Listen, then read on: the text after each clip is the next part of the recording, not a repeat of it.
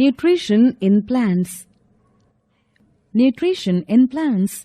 All the living organisms require food. The organisms need to take food to obtain energy, to obtain material for growth, and to obtain materials for the repairs of damaged parts of body. The process of taking food by an organism as well as the utilization of this food by the organism is called nutrition. Modes of nutrition. All the organisms can be divided into two main groups. 1. Autotrophs. 2. Heterotrophs. Autotroph. Those organisms which can make food themselves from simple substances like carbon dioxide and water by the process of photosynthesis are called autotrophs, and their mode of nutrition is called autotrophic. For example, green plants. Heterotroph. Those organisms which cannot make food themselves by the process of photosynthesis and take food from green plants or animals are called heterotrophs, and their mode of nutrition is called heterotrophic. All the non-green plants and animals, including human beings, are heterotrophs. Photosynthesis. The process by which green plants make their own food, like glucose from carbon dioxide and water by using sunlight energy in the presence of chlorophyll, is called photosynthesis. In this process, the plants take carbon dioxide gas needed for photosynthesis from the air through the tiny pores called stomata present on the surface of leaves. Each pore is surrounded by a pair of guard cells. The opening and closing of stomatal pores in the leaves is controlled by the guard cells. The carbon dioxide gas present in air enters the leaves of a plant through the stomatal pores present on their surface, and the plants take water needed for photosynthesis from the soil. Soil always contains some water in it. Water present in the soil is absorbed by the roots of a plant and then transported to the leaves through the vessels which run like interconnected pipes throughout the roots, stem, branches and leaves.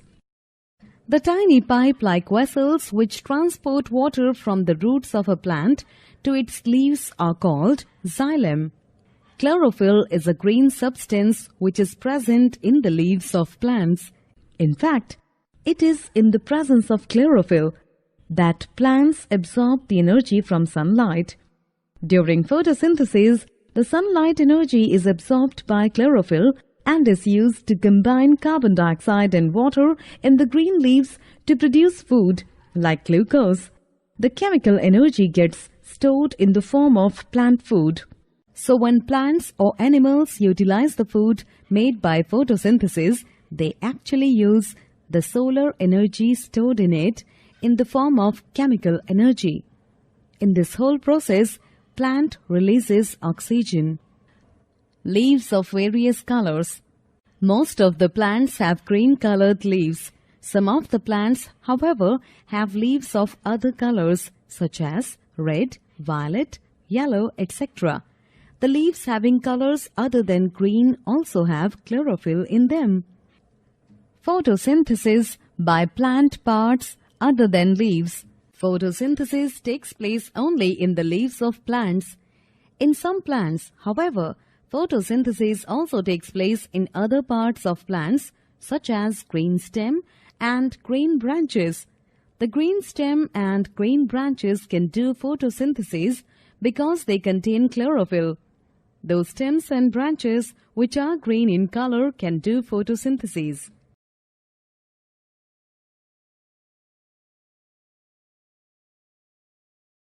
Photosynthesis by algae. Many times we have seen patches of slimy green layer floating on the surface of pond or lake or even in the stagnant parts of a river. Algae are a large group of simple plant-like organisms. Algae contain chlorophyll and produce food by photosynthesis, just like plants. Algae, however, differ from plants because they do not have proper roots, stems, and leaves. Parasites. A plant or animal which lies on or inside another organism called host and derives the food from it is called a parasite. An example of a parasite plant is the cascata. A cascata plant does not have chlorophyll. We can see from the picture it is yellow in color. Therefore, it cannot synthesize its own food. It takes ready-made food from the tree or plant on which it climbs. Saprophytes.